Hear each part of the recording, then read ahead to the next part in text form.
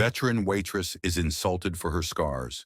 Then a teenager stands up and says 6 words. What happened to your face? You think you should be around food looking like that?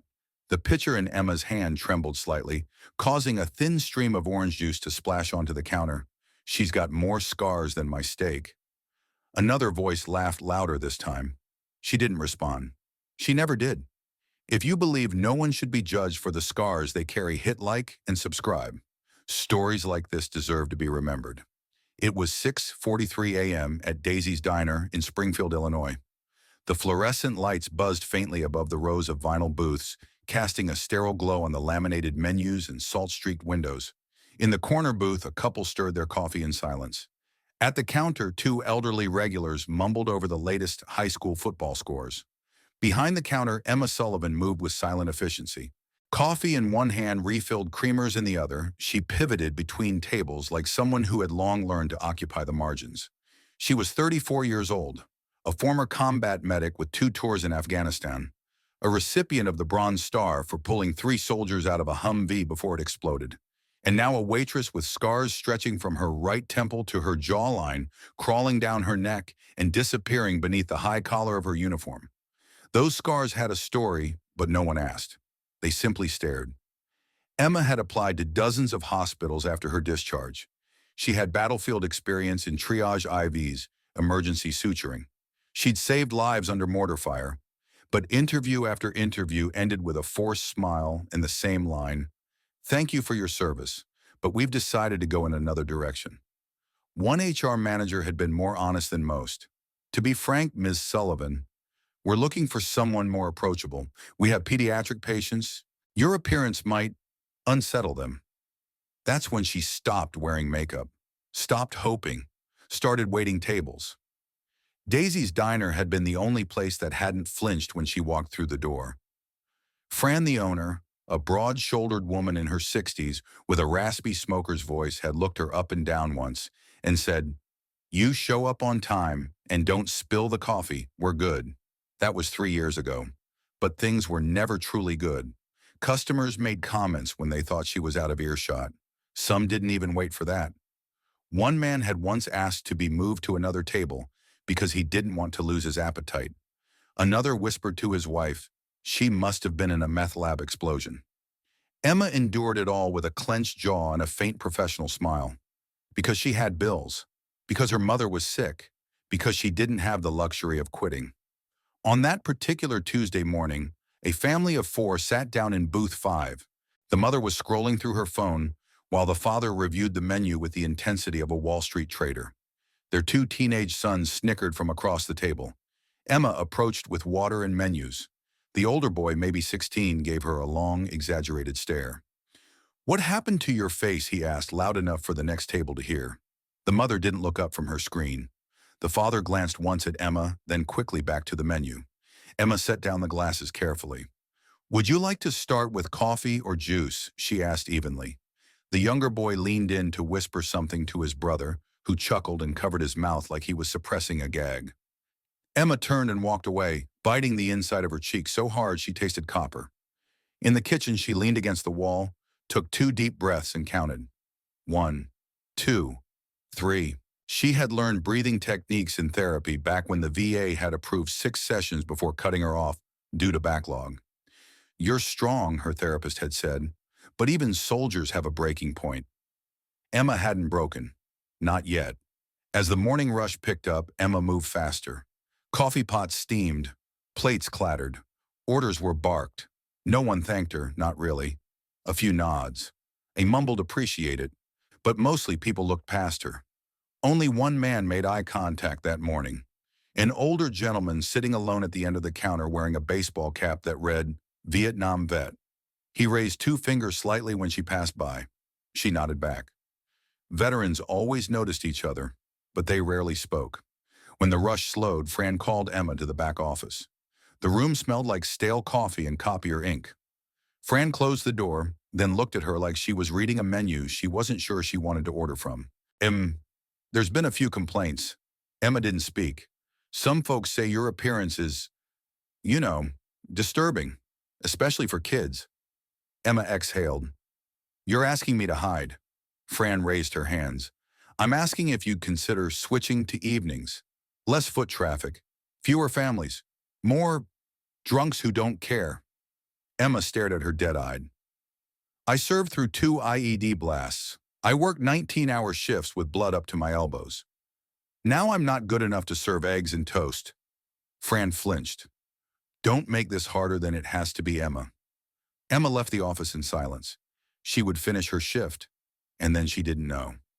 That night she sat alone in her apartment, a one-bedroom unit above a laundromat where the smell of detergent and bleach seeped through the floorboards. She didn't cry. She hadn't cried in years. But she pulled out a photo from a shoebox under her bed. A torn picture, edges curled. 4 soldiers, 2 women, 2 men, all laughing.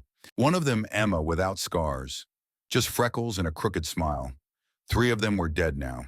She touched the face of Rosa, her best friend, her sister in every way but blood. I'm trying, she whispered, but it's not enough. That night she dreamed of sand, of sirens, of the thudding heartbeat of helicopter blades, of Rosa's hand slipping from hers. The next morning would be different, but Emma didn't know that yet. She only knew she had to return to Daisy's, to serve people who couldn't see past her skin, to collect another small paycheck, to make one more payment on her mother's medication. She tied her apron like armor and went to war again. It was Wednesday morning, a little past 9 a.m., and the post-breakfast lull was beginning to settle over Daisy's diner. The scent of maple syrup and bacon lingered in the air, mixing with the hum of the ceiling fans and the low chatter of the remaining customers. Emma had just delivered 2 coffees to a pair of tourists when the couple at booth 3 began talking. Loud enough for everyone around them to hear. Loud enough that even those pretending not to notice couldn't pretend anymore. The woman was elegantly dressed, pearls, manicured nails, a white blouse, too crisp for a diner. Her husband was gray-haired, barrel-chested, and wore a blazer despite the already warm day. The kind of couple who spoke with entitlement as though they'd paid for more than just their meals. Emma stood by their booth, frozen in place. Their eyes weren't on her anymore. They were talking to each other like she wasn't there, like she wasn't even a person. I mean, the woman continued, can you imagine bringing children in here and having them see that it's upsetting? Emma opened her mouth to respond, but nothing came. She had spoken in battlefield triage, screaming over gunfire. She had commanded medics to stabilize a chest wound with nothing but gauze and adrenaline. But here in a Midwestern diner under soft lighting, she could not summon her voice. Her hand began to shake. The tray dipped slightly. One fork slid across the plate with a metallic clang. From behind the counter, Fran noticed the commotion. She had heard just enough. She narrowed her eyes but didn't move. Instead, she refilled a sugar dispenser, watched, waited. The air grew heavy. A few customers lowered their utensils, watching to see what Emma would do. Emma inhaled slowly, turned to leave the table, and that's when the man added loud enough for everyone to hear. She belongs in a circus, not a breakfast joint. Laughter from a nearby table, 2 college-age guys with laptops and smirks snapped through the silence like a whip. That was when it happened. A chair scraped hard against the floor near the window. Everyone turned. At the far booth, a teenager stood abruptly. 16, maybe 17, skinny with tousled brown hair and a faded flannel shirt. His eyes were wide with anger, and his hands shook slightly as he planted them on the table in front of him. He wasn't with the couple. He wasn't even facing them. He had been eating quietly with his mother, who now looked up at him in alarm. But the boy didn't look at her. He looked directly at Emma. His voice cracked slightly as he shouted, "She saved my father's life." Every fork in the diner stopped. Every chair became still. The teenager pointed at Emma, his voice steadier now. "That woman, her name is Emma Sullivan. She's a decorated medic, a combat veteran. And if it weren't for her, my dad would be dead." The room froze. Emma blinked. For a moment, she didn't understand what she was hearing. The boy stepped out from his booth, trembling but determined. "My dad," he continued, "Captain John Bennett, served in Afghanistan. He was injured during a mission shot in the leg, couldn't move. The rest of the unit was pinned down." His voice wavered, but he didn't stop. Emma crawled across open ground, dragged him out, treated his wound while under fire. She didn't just patch him up, she carried him to the evac chopper. She was wounded too. That's where those scars come from. A hush blanketed the room. The elegant woman at booth 3 turned pale. The man who had laughed earlier looked down into his coffee, silent. Emma's mouth parted slightly, but she still couldn't speak. Her hands were gripping the tray so hard now that her knuckles had turned white. The boy's mother stood slowly behind him. Her eyes were wet and her voice soft. "He talks about her all the time," she said. "We've never met her. He didn't even know she lived in this town. But that name, he remembers that name." She turned to Emma now. "He says you never even mentioned your injuries. You kept treating others. You saved his life, and probably many others." Emma set the tray down on the counter and turned around. Her legs felt heavy. Her chest was tight. Her scars burned not from pain, but from something she hadn't felt in years. Recognition. The silence in the diner cracked when an older man at the corner booth stood up. He wore a faded navy cap, and his hands were rough and calloused. "I served in Nam," he said quietly, "and I've been sitting here ashamed I didn't say anything sooner." He looked at Emma and offered a sharp, formal salute. "Ma'am, thank you for your service." And like a wave, others stood up, one by one, a young mother, a construction worker, a truck driver who had been silently reading the paper. Even Fran emerged from behind the counter and placed a firm hand on Emma's shoulder. "You didn't deserve any of that, Emma," she said. "Not now, not ever." The couple at booth 3 sat frozen. The woman's lips were thin, her eyes downcast. Her husband quietly placed a $100 bill under the coffee cup and slid out of the booth without another word. They left without touching their food. Emma finally found her voice. She turned to the teenager. "What's your name?" she asked. "Tyler," he said. "Thank you, Tyler." Her voice was soft, but it carried through the entire room. "I didn't do anything special. I just did what anyone in my position would have done." "No, ma'am," the Navy vet corrected her. "You did what few have the courage to do, and you kept doing it long after the uniform came off." The applause didn't come all at once. It started with Tyler's mother, then Fran, then others. Soon the diner filled with clapping, gentle, respectful, but no less powerful. Emma stood there surrounded not by whispers and stares, but by something new: gratitude. "Did you hear about the teen who stood up in a diner and defended a scarred waitress?" "No, what happened?" "She's a veteran. Saved his dad's life." Kids shouted it across the restaurant. "Someone caught it on video." "Wait, there's a video already hit 2 million views overnight. If you still believe in honoring everyday heroes, hit like and subscribe. Your support helps these stories stay alive."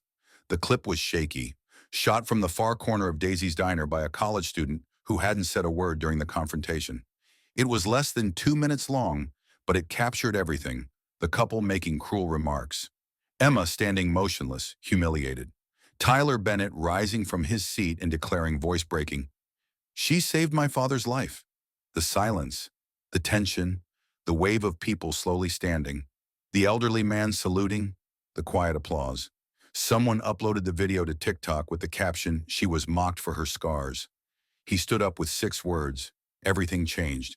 By morning it had gone viral. Emma didn't know about it. She arrived at Daisy's at 5:45 a.m. as she always did, unlocked the back door tied on her apron, and started prepping the coffee station. Her phone had 17 unread text messages from numbers she barely recognized. Fran was already there, unusually quiet, holding a newspaper she hadn't opened yet. The diner felt different. A small line had already formed outside before opening. More people than usual for a Thursday. Emma thought nothing of it until Fran finally broke the silence. You need to sit down." "Why? Just come here." Fran showed her the screen of her tablet. There it was, the video. Thousands of comments. Her scars don't define her. Her courage does. That kid raised by good parents. Respect. Who's Emma Sullivan, and how do I think her veteran heroes are serving us pancakes now? Shame on anyone who looked away. Emma stared at it for several seconds, then slowly backed away. "I didn't ask for this," she whispered. "I know," Fran said softly, "but it found you anyway." By 8:00 a.m., the diner was full, and not with regulars. Journalists, local news crews, veterans in dress blues. A woman who had driven 3 hours just to leave a card. Emma stayed in the back. It was too much. She wasn't used to attention. She had trained herself to be invisible, to be the kind of person who poured refills without being seen, who endured whispers without breaking. Now the world saw her, and she didn't know what to do with that. Tyler and his mom arrived around 8:30. He looked overwhelmed, tugging at his sleeves, eyes darting between faces and phones. Emma stepped forward slowly and touched his shoulder. "You didn't have to do that," she said quietly. "Someone had to," he replied. One by one, strangers approached Emma that day, not to take from her, but to give. A woman with gray hair and shaking hands placed a folded flag on the counter. "This belonged to my husband. He was a corpsman. You remind me of him." A man in a fireman's jacket said, "I watched that video 20 times.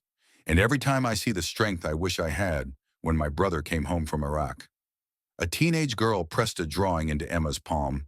It was crude but sweet, a woman in an apron, with a smile drawn across a face marked with lightning bolts meant to represent her scars. The child had written, "Thank you for being strong when other people were mean." Emma kept the drawing in her apron pocket for weeks afterward.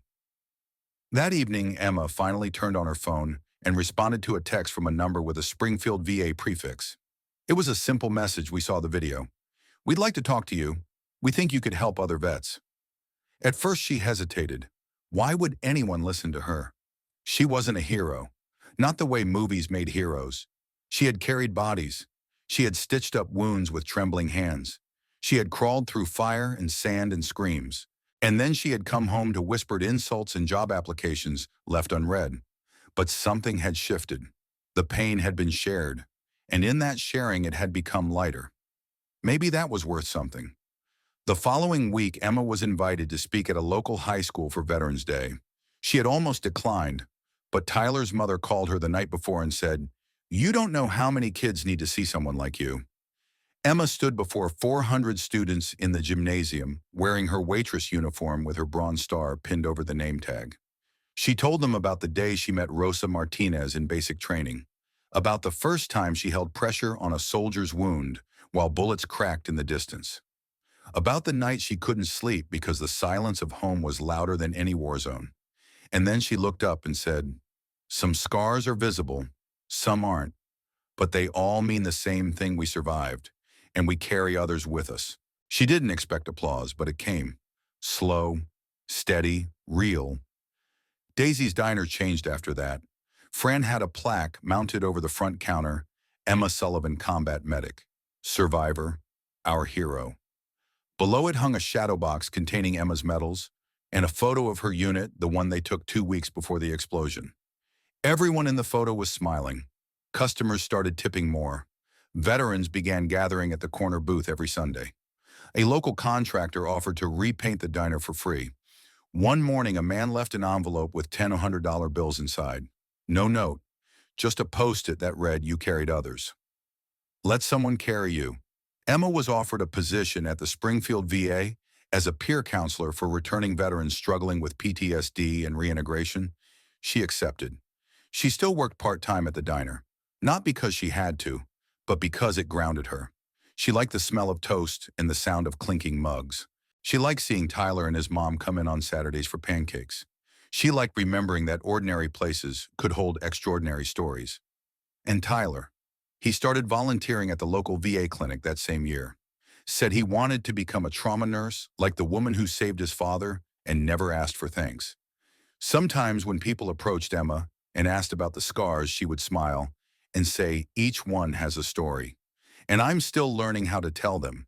But most of the time, she let the plaque above the counter speak for her. Because in the end, 6 words had changed her life. "She saved my father's life, and now her story was changing others too." Springfield had never been a cruel town, just unaware. Before the video, most folks didn't know Emma Sullivan by name. They knew her by table numbers and coffee orders. Booth 7, half calf extra cream, no toast double bacon, a smile that didn't quite reach her eyes, a presence as steady and unassuming as the ticking wall clock above the register. But after the video, they looked again and saw something else. The first week, people came from neighboring towns. The second week, they came from other states. By the third week, Daisy's Diner had to add a wait list just for those asking to sit in Emma's section. They didn't want different servers. They wanted her. They came to look her in the eye, to say thank you, to give her letters, photos, medals, hugs, to bring children and say, this is what strength looks like. It overwhelmed Emma at first. She wasn't sure what to do with the spotlight. After years of hiding in the shadows, the sudden warmth made her squint. But slowly she adjusted. She smiled more. Not the polite smile of service, but something deeper, brighter. She started wearing her bronze star on her apron, not to boast, but as a reminder, to herself, and maybe to others, that you can carry pain and pride in the same breath. Fran, the diner owner, transformed too. One morning, she called in a local sign maker and commissioned a new slogan for the storefront window, "Home of Heroes, all are welcome, all are seen." Inside, she hung a portrait of Emma in uniform, painted by a young veteran who'd once been treated by Emma in Afghanistan and recognized her from the viral video. His left arm was missing below the elbow. His talent wasn't. Below the painting was a small plaque, "Scars are proof you were needed." Then came the high school art class.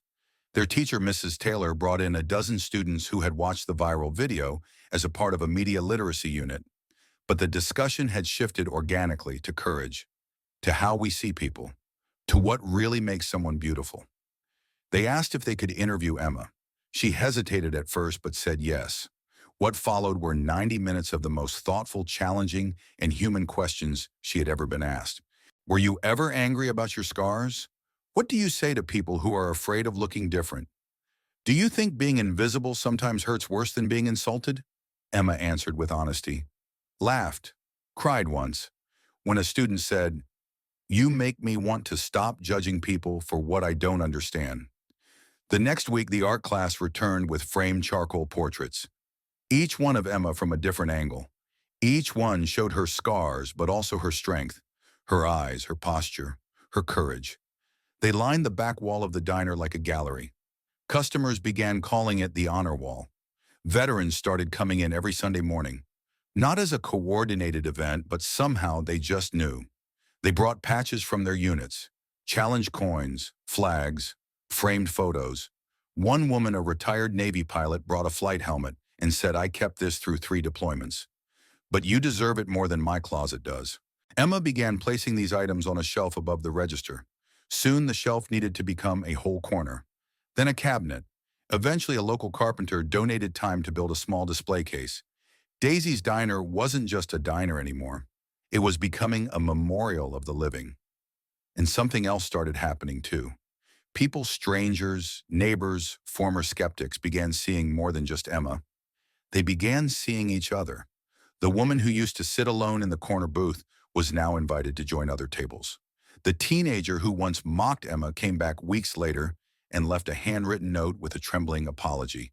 The young busboy who never spoke above a whisper started asking Emma questions about the military, then signed up for community college with the goal of becoming a paramedic. The town changed because one person stood up and one woman stayed standing.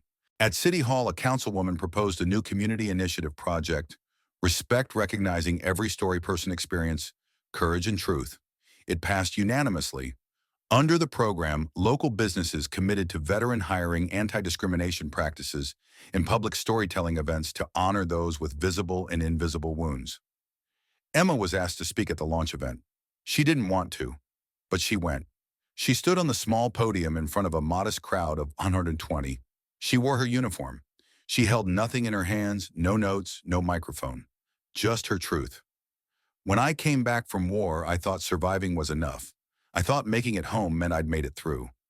But I hadn't, because the hardest battlefield I faced wasn't Afghanistan. It was a quiet diner in Illinois where people looked at me like I wasn't human, where people judged what they didn't understand, and I almost started believing them."